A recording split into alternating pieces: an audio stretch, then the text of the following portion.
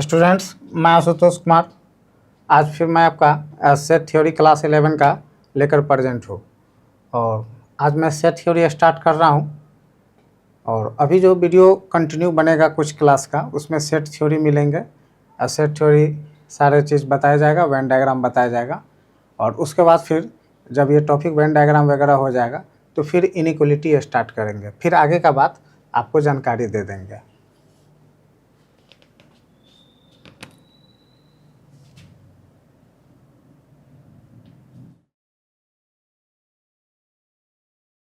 Set theory class 11 का portion है। इसका डिफिनीशन देखते हैं, सेट थ्योरी होता क्या है। और देखिए, सेट का मीनिंग अलग अलग जगह पर अलग अलग सेंस में लिया जाता है। ऐसा आप अपने डेली लाइफ में भी सेट शब्द का यूज किसी न किसी रूप में ज़रूर आप करते होंगे। लेकिन मैथ में जो सेट थ्योरी सेट का मीनिंग होता है, उस चीज़ को थोड़ा हम समझते हैं। सेट का मतलब होता है collection of well defined and distinct object is called set. A collection of well defined and distinct object is called set. पहले मैं इस चीज़ को राइट करूँगा, अब फिर उसके बाद उसको एक्सप्लेन करेंगे।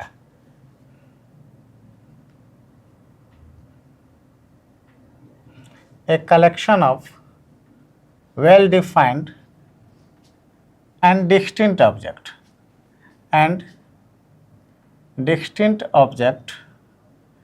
is called set.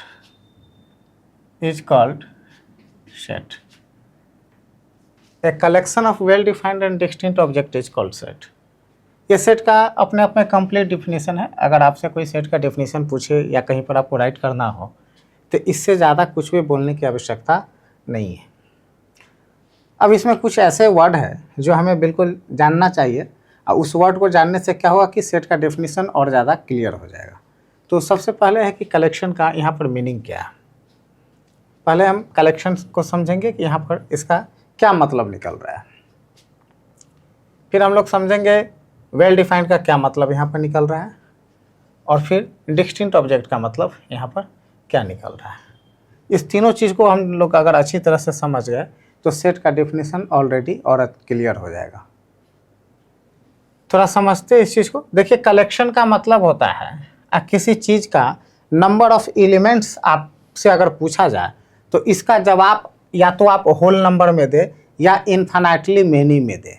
कलेक्शन का मतलब होता है, मैं यहाँ पर ऐसे ही राइट कर देता हूँ, आप लोग अपना अच्छा से नोट बना कर लेंगे, नोट तैयार कर लेंगे अगर करना चाहते हैं तो। कलेक्शन का मतलब होता है नंबर ऑफ एलिमेंट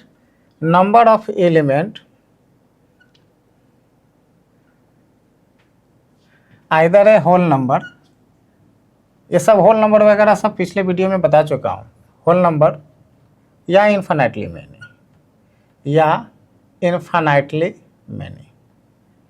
अगर आपसे कोई नंबर ऑफ एलिमेंट्स पूछता है और आपका जवाब ऐसा होता है कि आपका जवाब या तो होल नंबर कैटेगरी में आ जाता है या इन्फिनिटली मैनी में आ जाता है, तो आप समझ लें कि आप उस सेंटेंस में कलेक्शन शब्द का यूज कर सकते हैं जिसके बारे में आप चर्चा कर रहे हैं।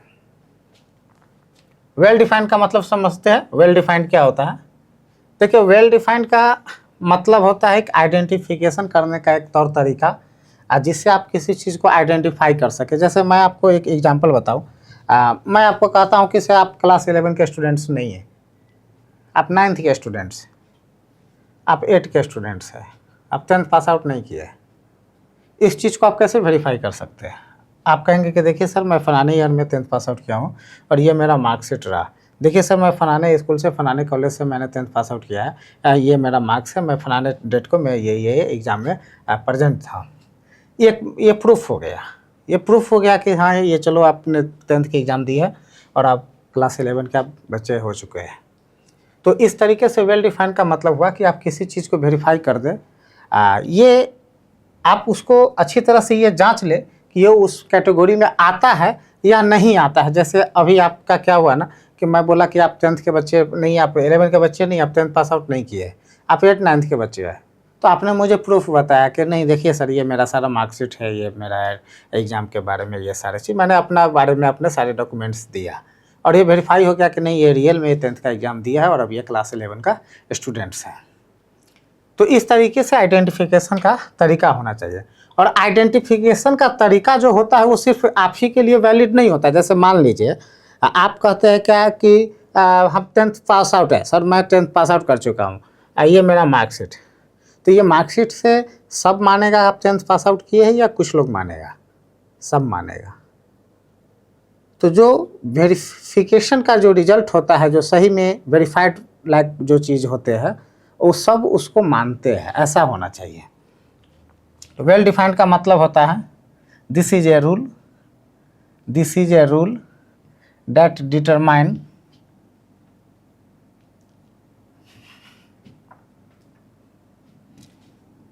given elements belong from a set, belong from a given set भी आप राइट कर सकते हैं, और नो है ना। तो ये वेल डिफाइंड का मतलब होता है। वेल डिफाइंड कहने का मतलब हुआ कि एक ऐसा रूल जिससे आप ये जानकारी ले लें कि कोई चीज़ उस सेट में आता है या नहीं आता है। This is a rule that determined whether the given elements belong from A given set या नो। ठीक है। अब नेक्स्ट क्या है?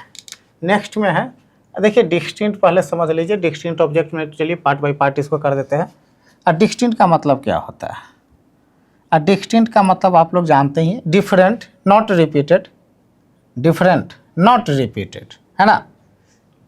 आप नॉट रिपीटेड भी बोल सकते हैं, नॉट रिपीटेड। जब रिपीट ही नहीं होगा तो स्वाभाविक है कि वो डिफरेंट हो जाएगा। ठीक है।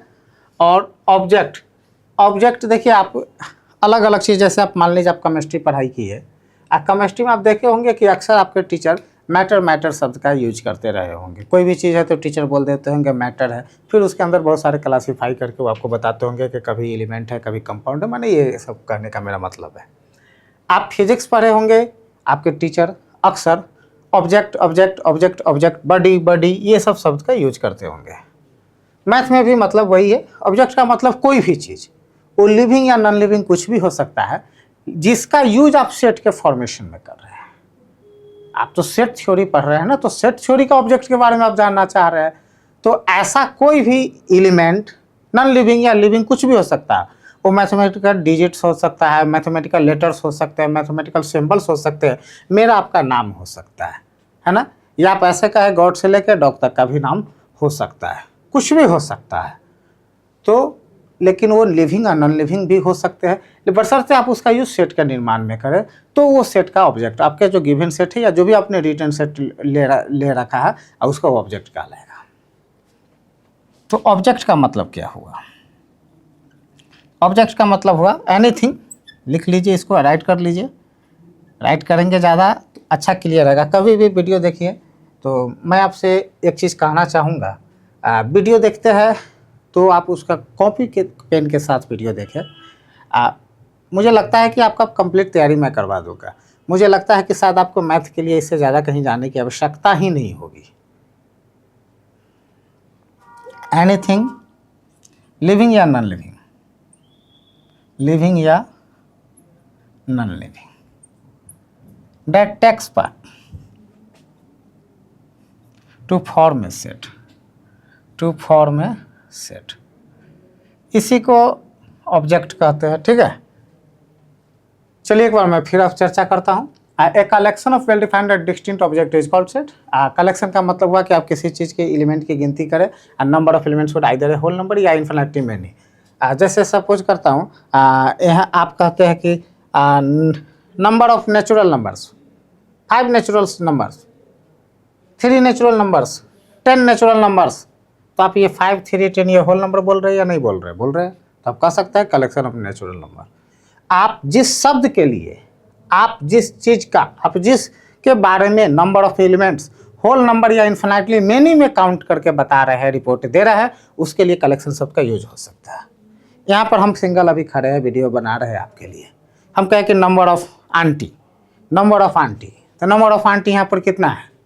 आंटी कोई प्रेजेंट है यहाँ पर? नहीं है। नंबर ऑफ आंटी 0 है। कलेक्शन ऑफ आंटी आप बोल सकते हैं। क्यों बोल सकते हैं? नंबर ऑफ आंटी आप कितना बोले? 0 बोले। 0 होल नंबर है कि नहीं है? कलेक्शन ऑफ आंटी बोल सकते हैं। आप सपोज आप अपने हाथ में देखें हो सकता है आपने कोई रिंग पहना हो, सिल्वर गोल्ड का कोई रिंग पहना हो सकता है आप नहीं पहना हो। मान लीजिए कि इनकेस आपके हाथ में कोई रिंग नहीं है, फिर भी आप कलेक्शन ऑफ रिंग कह सकते हैं। क्यों? नंबर ऑफ रिंग्स 0 है, वहाँ पर होल नंबर है कि नहीं है। आप होल नंबर बोलते हैं, number of whole numbers infinitely many है कि नहीं है। आप कलेक्शन ऑफ होल नंबर बोल सकते हैं, ठीक है। तो कलेक्शन शब्द का यूज कहाँ करेंगे, ये समझाने की कोशिश कर रहा हूँ, आप समझे, ज़्यादा ध्यान देगा। वेल डिफाइंड, अब वेल डिफाइंड का मतलब होता है एक थर्मामीटर, एक रूल, एक ऐसा थर्मामीटर, एक रूल जिससे हम ये जान ले कि कोई एलिमेंट उस सेट में आता है या नहीं आता है, ठीक है। आप इंडियन है, इंडियन है, मान लीजिए मैंने कोई सेट का फॉर्मेशन किया और उसमें हम इंडियन लोग को शामिल कर रहे हैं, तो आप वेल डिफाइंड इंडियन है या नहीं है। इंडियन शब्द वेल डिफाइंड है कि नहीं है। कोई भी इंडियन होगा तो उसको वेरीफाई किया जा सकता है बहुत सारे तरीक़ों से कि ये इंडियन है, और जो इंडियन नहीं है तो बहुत सारे तरीक़ों से वेरीफाई किया जा सकता है कि आप इंडियन नहीं है। चूँकि जो भी वेरिफिकेशन का रिजल्ट होगा कि आप इंडियन हैं तो वो सारे लोग उसको मानेंगे, और नहीं है तो उस बात को भी सारे लोग मानेंगे कि हाँ ये इंडियन नहीं है, इस कारण से ये इंडियन नहीं है, बहुत सारे रीजन्स है जिस कारण से ये इंडियन नहीं है, तो इसलिए वो वेल डिफाइंड माना जाएगा, ठीक है। डिस्टिंक्ट, डिस्टिंक्ट का मतलब होता है डिफरेंट, अलग अलग, नॉट रिपीटेड। ऑब्जेक्ट का मतलब एनीथिंग लिविंग या non living that takes part to form a set, ठीक है। और तो ये सेट का डिफिनीशन था। अब हम लोग इस पर देखते हैं, कुछ मैं आपको एग्जांपल दूंगा और मैं आपसे ये जानना चाहूँगा कि बताओ इसमें ये सेट का फॉर्मेशन कर रहा है कि नहीं कर रहा है, ठीक है। नोट कर लीजिए।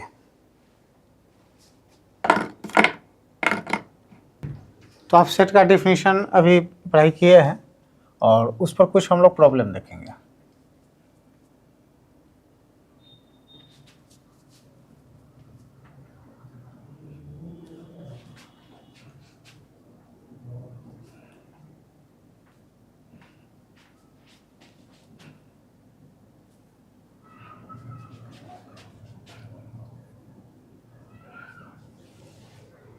इसमें आपको बताना है identify whether the given sentence form a set या no.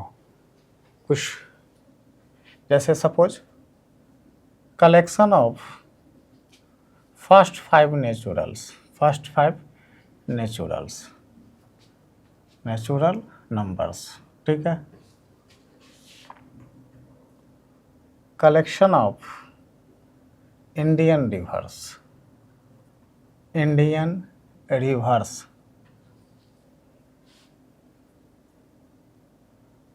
Collection of alphabetical letters या वॉवेल्स राइट कीजिए, अच्छा रहेगा, ठीक है।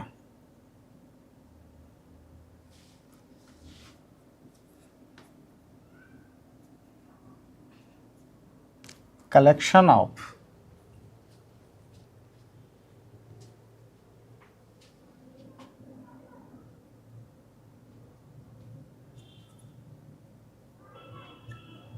बैट्समैन लिख दीजिए, बैट्समैन, है ना। मेरा कहने का मतलब है इंडियन क्रिकेट टीम, क्योंकि मैं क्रिकेट देखता नहीं हूँ तो मुझे इसका आइडिया नहीं है,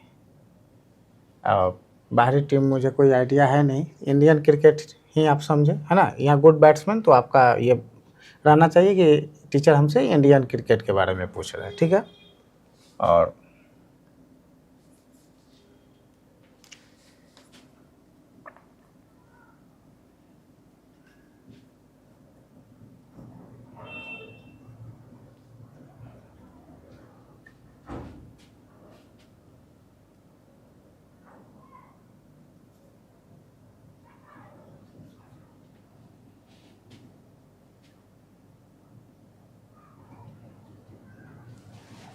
ऐसा कुछ भी आप दे दें, एक्सरसाइज नंबर ऐसा कुछ भी, मान लीजिए आपके बुक में 4A है, आप 4A देते हैं ना, ठीक है। और चैप्टर नेम कुछ भी दे दे, थोड़ा देर के लिए चलो इसको कोई चैप्टर का नाम दे देता हूँ, कुछ भी ऐसा दे देता हूँ, मान लो चूँकि आप 10th में पढ़े हैं तो यही चैप्टर में नाम लिख देता हूँ ताकि मैं इस पर बात करूँ तो आप कुछ ना कुछ बात को समझ पाए, ठीक है।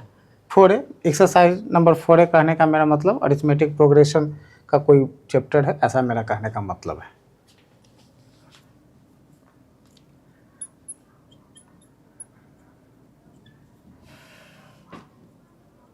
बेस्ट राइटर्स कह सकते हैं, ठीक है। और कलेक्शन ऑफ फैट गर्ल्स यानी और क्लास कह सकते हैं या स्कूल कह सकते हैं आप। एक दो और राइट कर लीजिए।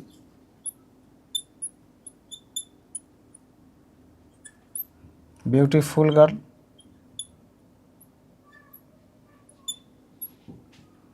ऑफ एन कॉलेज पटना, ठीक है। फोर मत रीड कीजिएगा, इसको ए रीड कर लीजिएगा।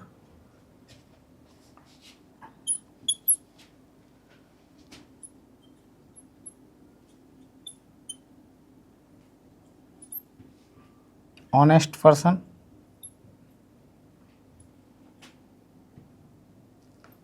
इन योर टाउन कह सकते हैं, विलेज भी कह सकते हैं, मर्जी आपका, जो आप पसंद करें लिखना, ठीक है। चलिए फिलहाल हम लोग इसी को आइडेंटिफाई करेंगे कि ये सेट है कि नहीं। तो सेट होने के लिए तीन चीज़ का होना ज़रूरी है। फर्स्ट है आपका सेट होने के लिए आपका कलेक्शन होना चाहिए, इसमें भी पास होना चाहिए। अगर ये फेल हो गया तो सेट नहीं होगा। और वेल डिफाइंड होना चाहिए, इसमें भी पास हो जाना चाहिए। अगर यह भी नहीं होगा तो वो सेट नहीं होगा, ठीक है। और डिस्टिंक्ट ऑब्जेक्ट होना चाहिए। इस तीनों में अगर कहीं भी फेल कर गया तो सेट ना होगा। जैसे सपोज कोई स्टूडेंट है और क्लास 10th का एग्ज़ाम दिया, क्लास 10th का एग्ज़ाम दिया तो क्या किया ना, क्लास 10th के एग्ज़ाम में, और क्लास 10th का एग्ज़ाम दिया और उसमें क्या किया कि मैथ में वो फेल कर गया। और फिजिक्स में यानी साइंस में, साइंस लिखो, आप लोग का तो सेपरेट रहता नहीं है, साइंस लिख दो, उसमें पास कर गया। SST माने अदर सब्जेक्ट में भी पास कर गया। बताओ रिजल्ट 10th पास किया कि फेल कर गया? चर्चा में आ गया होगा ना। फेल करने के बाद ज़्यादा चर्चा में बच्चे आ जाते हैं। तो एक भी अगर इसमें से एक में भी अगर वो फेल कर जाता है तो सेट थ्योरी नहीं होगा। और सब में पास है तो सेट थ्योरी होगा। यहाँ पर कहता है कि आपको आइडेंटिफाई करना है सेंटेंस का कि कौन सेट है या कौन नहीं है, ठीक है। देखो ये कलेक्शन ऑफ 5 नेचुरल्स नंबर है। आप 5 नेचुरल्स नंबर या फर्स्ट 5 नेचुरल्स नंबर आप कह सकते हैं। सपोज करता हूँ कि मैंने नेचुरल नंबर 5 को मैं ऐसे राइट किया, तो बताओ इसमें टोटल नंबर ऑफ एलिमेंट्स कितने हैं? 5 होल नंबर है कि नहीं है। तो कलेक्शन शब्द का यूज यहाँ पर हो सकता है। ये फर्स्ट में ये पास कर गया। सेकेंड क्या है, डिस्टिंक्ट ऑब्जेक्ट रहना चाहिए। बताओ वहाँ पर सारे डिस्टिंक्ट है या कोई एक दूसरे से मैच कर रहा है? सभी एक दूसरे से बिल्कुल अलग अलग है, तो ये डिस्टिंक्ट ऑब्जेक्ट भी है, ठीक है। वेल डिफाइंड, वेल डिफाइंड का मतलब क्या हुआ? वेल डिफाइंड का मतलब हुआ ये आइडेंटिफाई करे कि कौन इस नेचुरल में आ रहा है कौन नहीं आ रहा है। यहाँ पर क्या बोला जा रहा है? फर्स्ट 5 नेचुरल, फर्स्ट 5 नेचुरल या फर्स्ट 5 नेचुरल भी आप बोल सकते हैं। अच्छा एक चीज़ बताओ, सपोज मैं इसमें राइट कर दिया -1, सपोज कुछ देर के लिए मैंने राइट कर दिया, ठीक है। और चलो मेरे माइंड में चल रहा है ना, अब मैं इसमें 4/3 भी राइट करना चाहता हूँ, 4/3। तो आप खुद बोलेंगे कि सर ये रॉन्ग हो गया। क्यों रॉन्ग हो गया? तो आप कहेंगे कि सर नेचुरल नंबर में तो -1, 4/3 ये सब तो आता ही नहीं है। नेचुरल नंबर की शुरुआत 1 से होती है, फिर आपने -1 क्यों राइट किया, फिर आपने 4/3 क्यों राइट किया? इसका मतलब कि ये नेचुरल नंबर किसी न किसी रूल से बंधा हुआ है। उस रूल के तहत मैंने राइट कर किया तो वो सही रिटर्न था, और उस रूल के बाहर जाके जो मैंने राइट किया तो राइटिंग फॉल्स हो गया। तभी तो आप मुझे बोले कि सर आपने वहाँ पर मिस राइट कर दिया, -1 आपने राइट किया, उधर 4/3 राइट किया। -1 और 4/3 तो नेचुरल नंबर होता ही नहीं है। इसका मतलब है कि नेचुरल नंबर वेल डिफाइंड है। तभी तो आप टेस्ट कर पा रहे हैं ना कि कौन नेचुरल नंबर होता है कौन नेचुरल नंबर नहीं होता है, ठीक है। तो हम यहाँ पर ये एक चीज़ देखें, एक चीज़ इसको मैं कैंसिल कर दिया हूँ, वो तो मैं समझाने के लिए आपको दिया था ना कि वो नेचुरल में मैंने जानबूझ के गलती किया था, लेकिन नेचुरल तो है नहीं। तो मैंने यहाँ पर देखा कि ये कलेक्शन में भी पास कर गया, वेल डिफाइंड में भी पास कर गया, और डिस्टिंक्ट ऑब्जेक्ट में भी पास कर गया, और तीनों के तीनों एग्जाम में पास कर गया। इसलिए यह क्या कहलाएगा? सेट कहलाएगा। और सेट कहलाएगा तो मैं इसको लिख देता हूँ यस, शॉर्टकट पे मैंने कर दिया यस, मेरा कहने का मतलब कि हाँ ये सेट का फॉर्मेशन कर रहा है, ठीक है। उसी तरह से कलेक्शन ऑफ इंडियन रिवर्स। अब एक चीज़ मुझे बताओ, इंडियन रिवर्स अगर आज के डेट में गवर्नमेंट को किसी भी कारण से ये जानकारी लेना हो कि भारत में कुल कितने नदी अभी वर्तमान में है या पहले कितना थे, क्या वो डाटा अवेलेबल करवा सकती है या नहीं करवा सकती है? बिल्कुल करवा सकती है। बहुत सारे साधन हैं उनके पास, डाटा अवेलेबल करवा सकती है। तो अब जो ये रिपोर्ट आएगा कि हाँ पहले हमारे देश में इतना नदियाँ थी या वर्तमान में प्रेजेंट टाइम में इतना नदी है, तो जो नंबर बोला जाएगा किसी न किसी होल नंबर के रूप में बोला जाएगा। और मैंने पहले ही बोल दिया कि किसी भी चीज़ के साथ अगर होल नंबर या इन्फिनिटली में अगर नंबर ऑफ एलिमेंट की जवाब देना पड़ रहे तो आप उसके साथ कलेक्शन शब्द का यूज कर सकते हैं। तो कलेक्शन ऑफ इंडियन रिवर्स आप कह सकते हैं, यानी ये फर्स्ट नंबर पर ये पास कर गया, ठीक है। डिस्टिंक्ट ऑब्जेक्ट, एक चीज़ बताओ, नदी अलग अलग नामों से जाना जाता है ना। जैसे मैं अभी आपसे बात कर रहा हूँ पटना में रह के, आपके बिहार के राजधानी में मैं रह के आपसे बात कर रहा हूँ, तो मैं यहाँ पर देख रहा हूँ कि पटना में गंगा नदी है। आप यहाँ आएंगे कहेंगे कि चलो बाबू देखो ये गंगा नदी है। हो सकता है आपके शहर में दूसरा कोई नदी हो, अलग अलग हो गया कि नहीं हो गया, डिस्टिंक्ट है ना। तो ये आपका डिस्टिंक्ट ऑब्जेक्ट में भी पास कर गया। वेल डिफाइंड, मैं आपको बोल रहा हूँ कि देखो बाबू ये इंडियन रिवर है, गंगा है, मान लो इसको कि ये इंडियन रिवर है। आप कहे कि नहीं सर मैं नहीं मानूंगा, तो मैं आपको दिखाऊंगा कि देखो बाबू ये इंडियन का मैप है और मैप में ये यहाँ पर शो कर रहा है और ये इंडिया के सीमा में है, तो इंडिया के सीमा में जो भी चीज़ है वो इंडियन कहलाएगा, है कि नहीं। तो मैं उसको वेल डिफाइंड भी कर सकता हूँ। अच्छा मान लो कि कोई रिवर इंडिया में नहीं है, मैं चाह के भी उसको नहीं दिखा सकता हूँ कि देखो बाबू ये इंडियन रिवर है ना। आप खुद कहेंगे कि सर ये तो इंडिया के मैप में कहीं नहीं है, ये तो है ही नहीं कहीं इंडिया के भूभाग में। तो ये वेल डिफाइंड भी हम ये आइडेंटिफाई कर सकते हैं कि कौन सा रिवर इंडिया में है या कौन सा नहीं है। और तीनों के तीनों में ये पास हो गया, इसलिए यह भी क्या हो जाएगा, सेट हो जाएगा, ठीक है। तो यह लिखेंगे यस। एक चीज़ हमेशा ध्यान रखिएगा, if you do not understand it better you can not explain it better. अच्छे तरह से समझे तभी जाके आपका मैथ मजबूत होगा। आप एक सुने होंगे एटम बम, परमाणु बम कितना शक्तिशाली होता है, जानते हो उसके शक्तिशाली बनने के पीछे क्या राज होता है? उसके पीछे बारूद के छोटे छोटे कण को भरा जाता है और वही छोटा छोटा कण एक मिल के बड़ा विस्फोट धमाका कर देता है। कलेक्शन ऑफ वॉवेल्स, वॉवेल्स कहने का मतलब जो आप अल्फ़ाबेटिकल वॉवेल्स करते हैं। अच्छा एक चीज़ मुझे बताओ, वॉवेल्स में आप क्या करते हैं? ए आई ओ यू राइट करते हैं, यही सब ना आप राइट करते हैं। बताओ ये कलेक्शन है कि नहीं? कितने वॉवेल्स है काउंट करके बता सकते हो? जो भी आप रिपोर्ट देंगे होल नंबर में आप बोल रहे हैं, इसका मतलब ये कलेक्शन भी हो गया। डिस्टिंक्ट ऑब्जेक्ट भी है, देखो ये सारे के सारे एक दूसरे से डिस्टिंक्ट भी है। अच्छा मान लो मैं यहाँ पर कहा कि देखो जी बी भी वॉवेल है, आप इस बात को मानेंगे क्या? आप कहेंगे कि नहीं सर बी वॉवेल नहीं है। इसका मतलब है कि कोई ना कोई रूल है और उस रूल को आप जान रहे हैं, जिस कारण से आप मुझे बोल रहे हैं कि सर आप वहाँ पर मिसराइट कर दिए है, बी वॉवेल में होता नहीं है और आप बी वॉवेल में राइट कर दिए, ठीक है। तो चूंकि ये वॉवेल्स को पहचानने का तरीका है और जो व्यक्ति उस तरीके को जानता है वो वॉवेल सही से बोल देगा या लिख देगा, और जो नहीं जानता है वो गलत लिखेगा, है कि नहीं। तो ये वेल डिफाइंड भी है। अब वेल डिफाइंड है इसलिए यह तीनों एग्जाम में पास कर गया, इसलिए यह भी क्या कहलाएगा कि सेट थ्योरी है, यानी सेट है। ये सेट शब्द का ये से फॉर्मेशन कर रहा है ना। नेक्स्ट क्या है? Collection of good batsman Indian cricket. Indian cricket मेरा कहने का मतलब है, आपसे मैं ये पूछ रहा हूँ तो आप इंडियन क्रिकेट के बारे में ही मुझे रिपोर्ट करें। Collection of best good batsman. अच्छा गुड बैट्समैन किसे कहते हैं, बेस्ट बैट्समैन किसे कहते हैं? आप हो सकता है आप सचिन तेंदुलकर को मानते हो, अच्छा हो सकता है आप विराट कोहली को अच्छा मानते हो सकता है आप महेंद्र सिंह धोनी को अच्छा मानते हो, इन सारे प्लेयर्स को अच्छा मानते हो। लेकिन एक चीज़ आप अपने फ्रेंड सर्किल में ही देखते होंगे, कोई बच्चा कहता होगा कि नहीं यार धोनी तो लाजवाब खेलता है, हम तो धोनी का फ़ैन है, धोनी बहुत अच्छा खेलता है, वो सबसे बेस्ट बैट्समैन है। कोई आपको कहेगा कि नहीं यार धोनी से भी बेस्ट बैट्समैन कोहली है, बहुत सारे रीजन भी आपको बताएगा। बहुत सारे फ्रेंड्स आपको कहेगा कि नहीं यार सबसे अच्छा तो रोहित शर्मा है, वो भी आपको बहुत सारे रीजन्स बताएगा। यहाँ पर हर व्यक्ति का अपना अपना पसंद हो रहा है। बेस्ट जो वर्ड है ये डिफाइन वर्ड नहीं है। यहाँ पर ये एक नियम नहीं निकल रहा है कि किस बेस पर मैं बेस्ट बैट्समैन इसको बोलूँ या नहीं बोलूँ। अब मैं आपको बताया कि इस तीनों में एक में भी फेल हो गया तो वो सेट का फॉर्मेशन नहीं करेगा, इसलिए यह सेट का फॉर्मेशन नहीं करेगा, यह सेट का फॉर्मेशन नहीं करेगा। ठीक है। हाँ, यहाँ पर ये चीज़ अगर बोला जाता ऐसा इंडियन बैट्समैन बीसीसीआई या जो भी आप इंडियन क्रिकेट टीम बोलते हैं, चूँकि मैं क्रिकेट देखता नहीं इसलिए इसके बारे में ज़्यादा मैं क्रिकेट के बारे में मैं आपको नहीं कुछ बता सकता।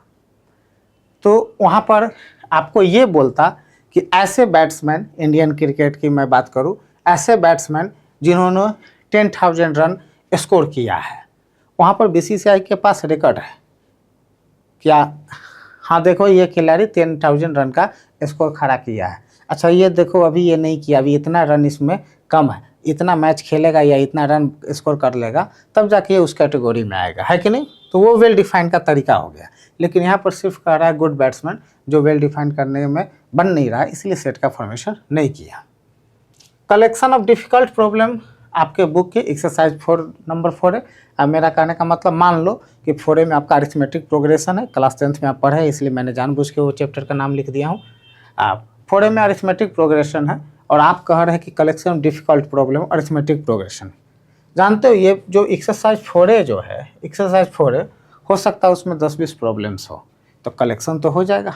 आपसे मैं पूछूं कि बताओ बच्चे 4 में कितने प्रॉब्लम्स है, टोटल कितने नंबर ऑफ क्वेश्चन है, तो आप कहेंगे कि सर 15 होल नंबर कलेक्शन में पास कर गया। सब अलग अलग है, डिस्टिंक्ट भी है, बिल्कुल सही बात है, लेकिन वेल डिफाइंड है क्या? आप बोल रहे हैं डिफ़िकल्ट। डिफ़िकल्ट किसको कहे? कभी कभी आप देखते हैं आप कोई प्रॉब्लम बनाते हैं कोई एक्सरसाइज में और आपको बोलते हैं सर 4 नंबर सॉल्व नहीं हो रहा है, सर 4 नंबर मुझे समझ में नहीं आ रहा है, प्लीज़ बता दीजिए। आपका एक फ्रेंड बोलता है अरे यार 4 तो बहुत सिंपल था, लो मैं तुम्हें बता देता हूँ, सर 5 बता दीजिए, मैं 4 इसको बता देता हूँ। ऐसा होता है कि नहीं होता है? बिल्कुल होता है। तो यहाँ हो क्या रहा है ना कि वो जो डिफ़िकल्ट है वो किसी के लिए डिफ़िकल्ट है, किसी के लिए सिंपल है। आप ही देखिए ना, आप सबसे डिफ़िकल्ट प्रॉब्लम बोलते हैं तो टीचर आपको कहते हैं कि तुम लोग ध्यान से पढ़ते नहीं हो, इतना सिंपल प्रश्न तुमसे नहीं बनता, बताओ क्या करोगे तुम जीवन में, है कि नहीं? तो वो किसी के लिए डिफ़िकल्ट है, किसी के लिए सिंपल है।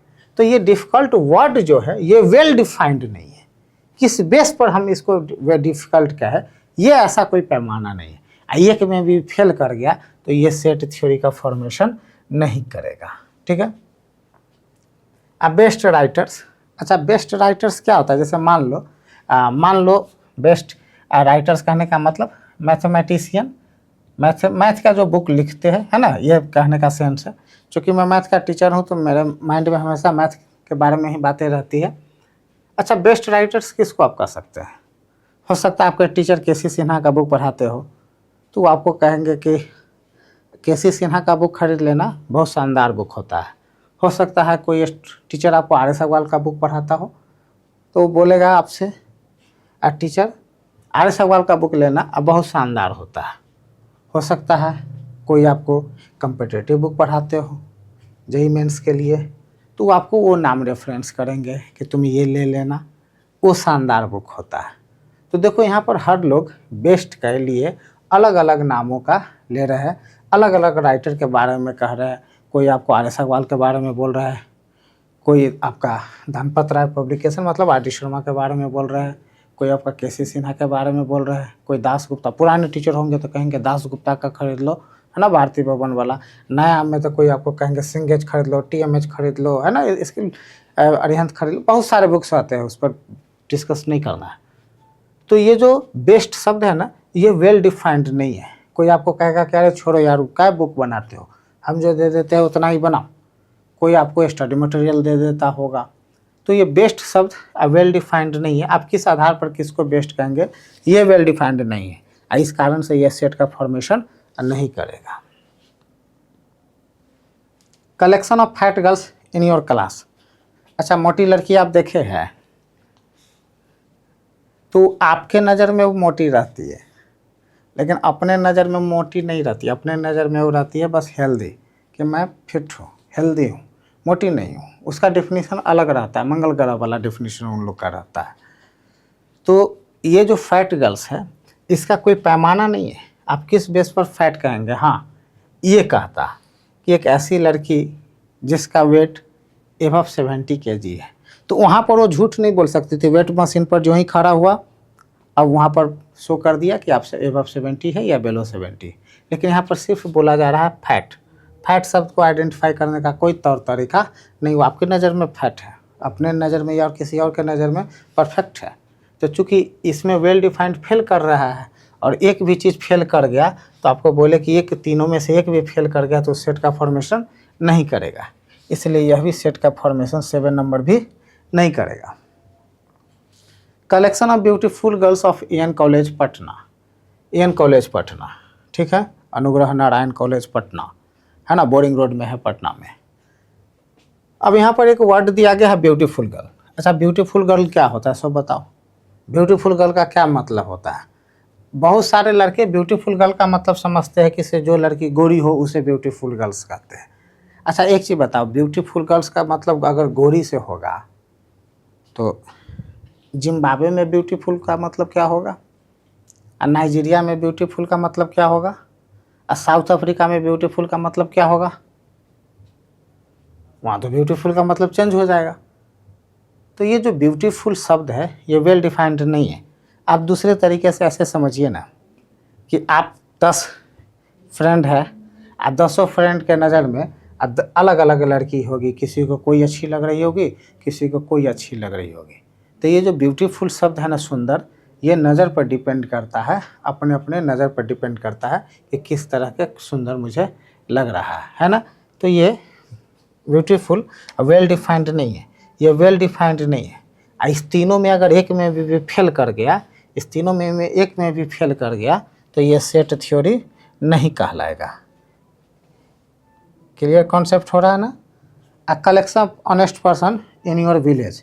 अच्छा, आपके गांव में सबसे ईमानदार शर्मा जी, वर्मा जी, दुबे जी है ना, पांडे जी, ठाकुर साहब है ना। तो ये ऑनेस्ट पर्सन क्या क्या डिफिनेशन होता है, आप किस बेस पर कहते हैं कि वो ऑनेस्ट है, जानते हो। ऑनेस्ट का ये कोई वेल डिफाइंड शब्द नहीं है, अलग अलग नज़रिया है, अलग अलग नज़रिया है। आप कहीं सरकारी डिपार्टमेंट में जाते हैं काम करवाने, आप जानते हैं इस बात को, सच्चाई छिपा नहीं हुआ है। 90% सरकारी डिपार्टमेंट में बिना पैसे लिए काम नहीं किया जाता है, घूस लिया जाता है। आप घर पर आते हैं, कहते इतना जमाना खराब हो गया, हर कदम पर घूस लिया जाता है। देखो आज हमसे 2 लाख का घूस मांगा है। आपके परिवार वाले कहेंगे कितना बेईमान लोग सब हो गया, बताओ, नौकरी भी है, पैसा भी लेता है। लेकिन जानते उसके परिवार वाले क्या रिएक्ट करेंगे, ये तो देवता है, देवता। 2 लाख रुपया लेके काम कर दिए, जिसका 2 लाख लेकर काम किया उसका तो 20 लाख का काम हो गया। ये तो भगवान है, पैसा लेते हैं तो काम भी कर देते हैं, है ना। तो ये ऑनेस्ट शब्द जो है ये वेल डिफाइंड नहीं है। अब वेल डिफाइंड नहीं है तो एक में भी अगर यहाँ पर से गलत हो गया, कोई कंडीशन फॉलो नहीं कर रहा है तो सेट नहीं होगा। तो इसको नोट बना लीजिए, अच्छा से नोट बनाइए अच्छा से, और कमेंट कीजिए कि क्या प्रॉब्लम चल रहा है आपके पढ़ाई में, मैथ में। हम आपको एडवांस लेवल तक का सवाल ऐसे ही सिंपल वे में बताएंगे, नोट कर लीजिए।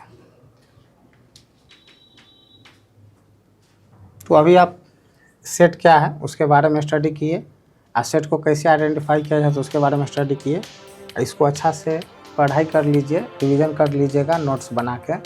और नेक्स्ट टॉपिक में हम लोग टाइप्स ऑफ सेट और सेट का रिप्रेजेंटेशन, ये सब चीज़ को पढ़ेंगे, ठीक है।